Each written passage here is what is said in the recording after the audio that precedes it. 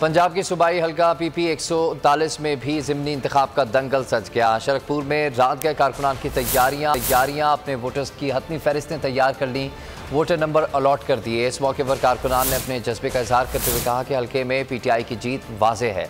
अवाम से गुजारिश है कि मुल्क में हकीकी आज़ादी के लिए वोट देने के लिए घरों से बाहर निकलें।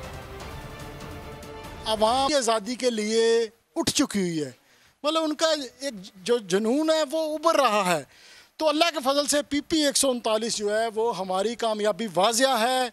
और मेरा ये पैगाम है अपने वोटर्स को, अपनी आवाम को, इस मुल्क की खातिर, हकीकी आज़ादी की खातिर, अपने आने वाली नस्लों के मुस्तकबिल की खातिर सुबह घरों से निकलें और बल्ले पर मोहर लगाएं और बल्ले को कामयाब करें, क्योंकि हम हकीकी आज़ादी चाहते हैं।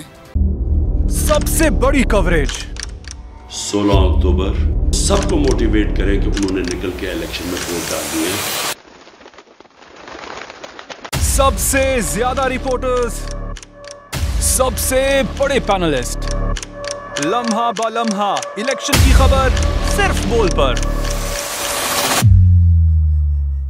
सबसे ज्यादा व्यूज, सबसे ज्यादा रील्स और सबसे ज्यादा रेटिंग के साथ बोल अब भी नंबर 1 पोजीशन पर बरकरार। सब्सक्राइब करें और बेल दबाएं ताकि कोई खबर रह न जाए।